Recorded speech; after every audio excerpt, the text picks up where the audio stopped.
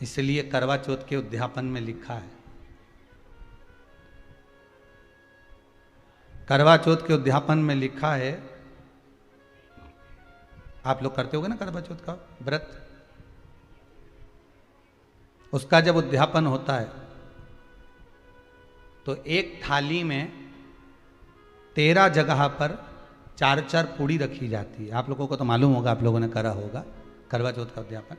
एक थाली में 13 जगह पर पूड़ी और सीरा, सीरा मतलब हलवा रखा जाता है, और रखने के बाद में उसके ऊपर एक पत्तल रखकर उस पर सुहाग का वस्त्र, साड़ी, 5 वस्त्र, सुहाग सामग्री सब उस पर रखी जाती है।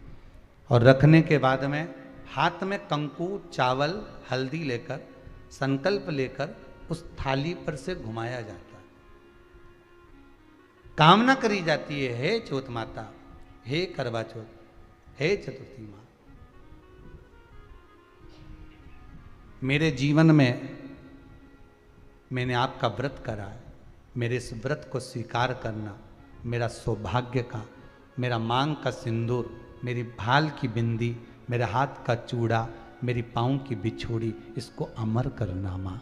और जो ये वस्त्र मैं दे रही हूँ, इस वस्त्र को मैं जो प्रदान कर रही हूँ चौथ माता, इसको स्वीकार कर कर मेरी भी चुनड़ी को लाल बनाए रखना।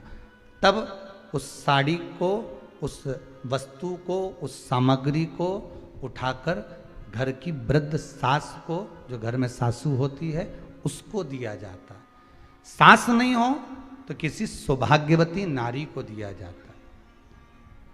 उसके बाद में आप फिर ब्राह्मणों का भोजन कराओ, बड़े प्रेम से बुलाओ और ब्राह्मण ब्राह्मणी का भोजन कराओ। अब आज के ज़माने में जो करवा चौथ का उद्यापन होता है, उसमें जब समाज की माताएं उद्यापन करती है तो केवल स्त्री स्त्री को भोजन करा देती है, पुरुष को नहीं कराती। पर करवा चौथ के उद्यापन में लिखा है कि ब्राह्मण का भोजन होना चाहिए, उसके साथ सौभाग्यवती नारी आए, उसकी पत्नी। पर अपन ने तो सोचा कि चौथ माता का उद्यापन है तो केवल स्त्री स्त्री को खिला दो, उद्यापन का पूर्ण फल मिल जाएगा। नहीं, उसका सुख नहीं है, उसका आनंद नहीं है।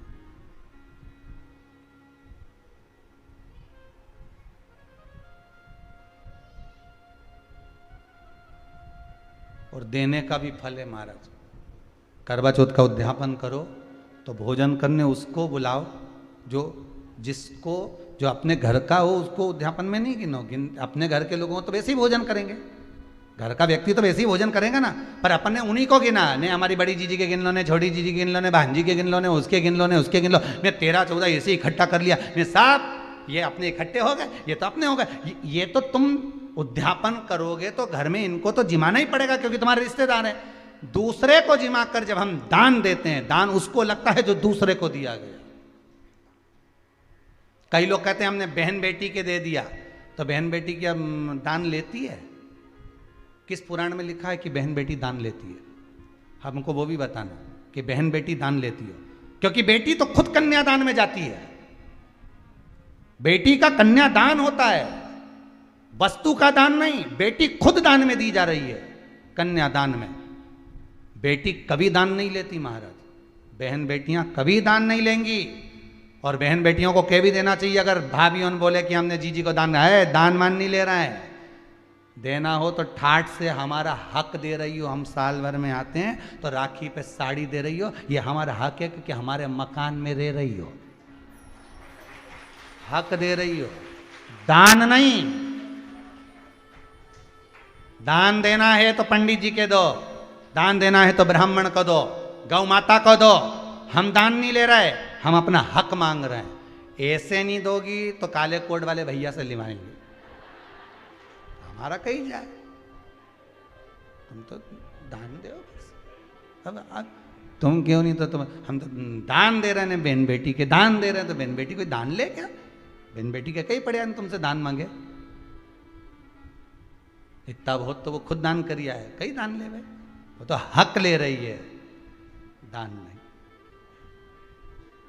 दान नहीं मांग।